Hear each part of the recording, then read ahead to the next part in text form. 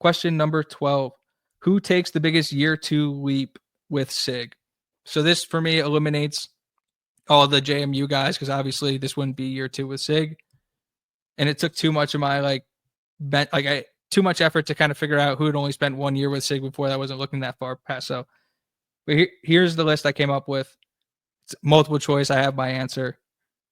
Amari Farrell, Elijah Hardy, Mario Landino, Jamari Sharp. My answer is Carter Smith. Carter Smith has been super hard on himself. He's been saying that he's got to has all these things to work on and he's regressed and all this stuff. And Cignetti just keeps calling him a really good player. And he said he also has 2 years of eligibility left and probably shouldn't have let that one slip. But I'm expecting a huge year from Carter Smith. Obviously, third straight year starting at left tackle. He's the anchor of that offensive line. The center is the leader of the line, but you could argue that because of the longevity and bits at Indiana and also it being his second year in the system, that really Carter Smith's the leader of that line. And obviously he's going to play a huge role in this football team. And I think, again, second year in the system, second year in the run game, third year with Bosted. I don't think it's a stretch to say Carter Smith can be a highly touted prospect going into next year's draft, but hopefully he comes back to school. We'll see. Question 13. Who improves their draft stock the most? Your nominees are Mikhail Kamara, Roman Hemby, Hosea Wheeler. Oh, actually, I guess I just should have done this, but whatever. And Omar Cooper Jr. But I think it's gonna be Roman Hemby.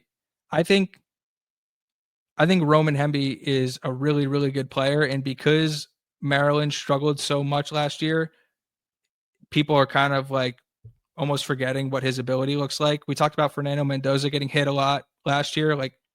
The offensive line that Hemby is going to be running behind this year is significantly better than the offensive line he ran behind last year.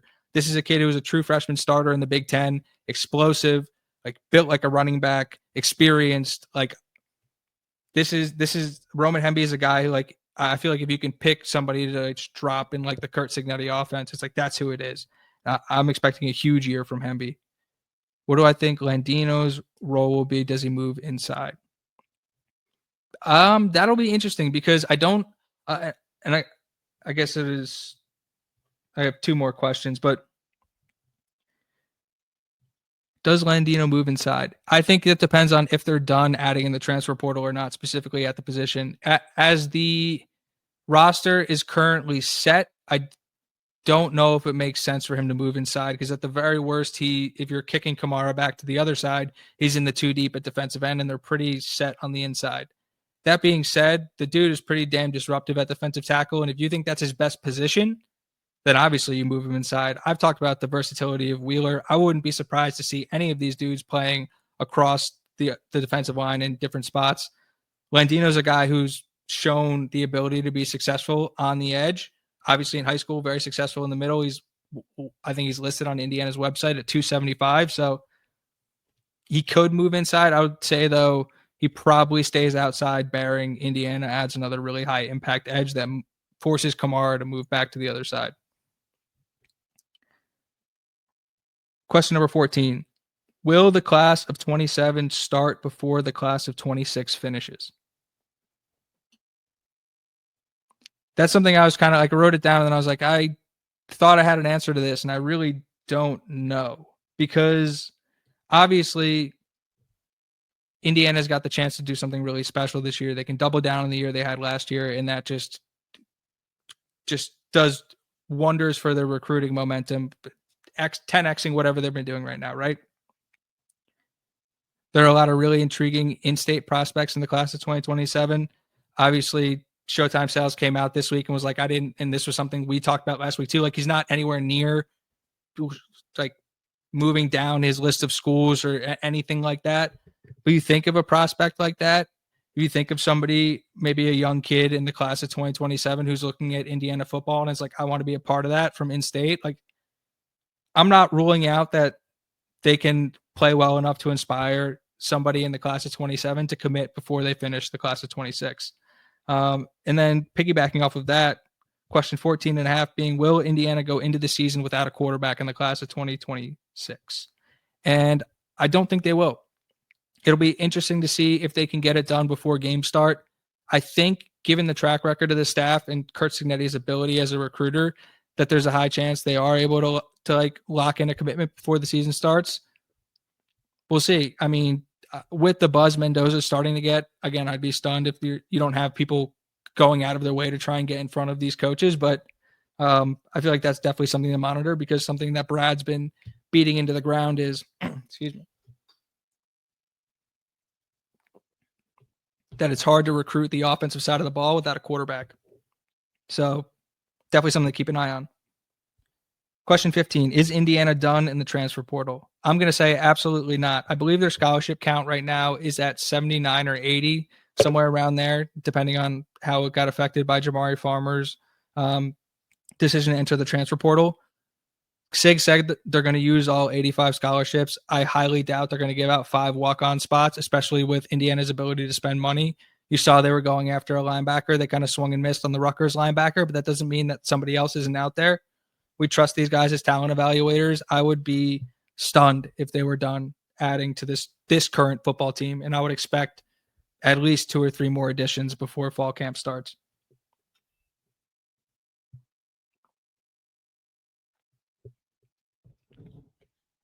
Question number 16. Is USC the last one? Meaning, is this the last time that another university is going to come into Bloomington, think they can just poach one of our coaches?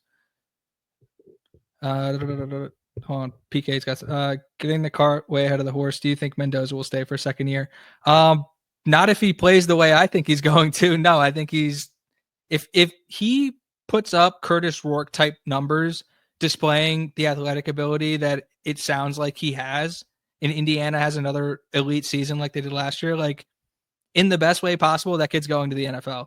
Like you don't retain a talent like that. He's just too good to be in college at that point. And you just, again, like it's, I said this about Pons a couple episodes ago, but it's like, if these guys are having good enough seasons where like the NFL is going, yeah, you're a first round, you're a second round draft pick. Like I would love for those guys to come back, but like it becomes really, really good for the Indiana brand to have elite football players playing on Sunday.